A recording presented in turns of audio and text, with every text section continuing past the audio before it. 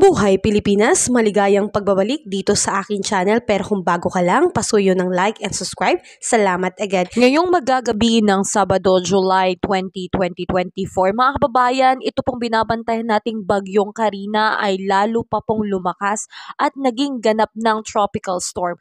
As of 5 PM po, nito lamang po, ang Pag-asa po ay nag-issue na ang sentro po nitong tropical storm Karina ay nasa layong 630 km east of Kasiguran, Aurora, na merong maximum sustained wind na 65 km per hour. So ingat po tayo mga kababayan dahil unti-unti po itong lumalakas at patungo po ito ng Hilaga. So asahan po natin mga kababayan na hindi man po ganon ka-directly apektado ang ating bansa sa Karina, pero pinag-iibayo, pinalalakas po nito ang southwest monsoon. Ganon din po itong former na bagyo natin na bagyong Butchoy, although nasa labas na po ng Philippine Area of Responsibility, patuloy pa rin itong pinalalakas ang epekto ng southwest monsoon dito sa ating bansa. Kaya patuloy pa rin po tayo makararanas ng pag-ulan lalo na po ngayong gabi. So asahan po natin mga kababayan na ngayong araw, ang pinaka-apektado po nitong bagyong Karina ay ito pong Kalayaan Island.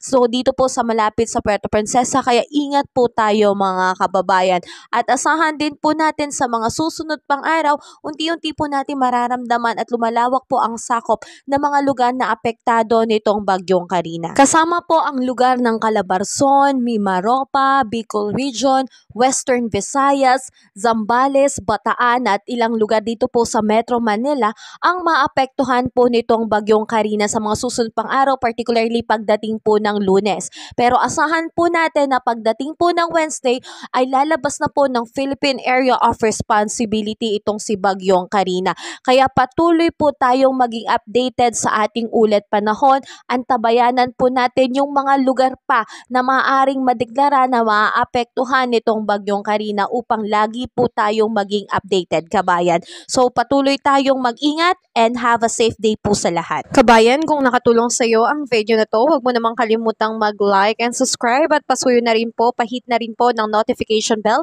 para updated ka sa mga susunod ko pang weather update. Muli, maraming salamat, ingat, God bless po, kabayan.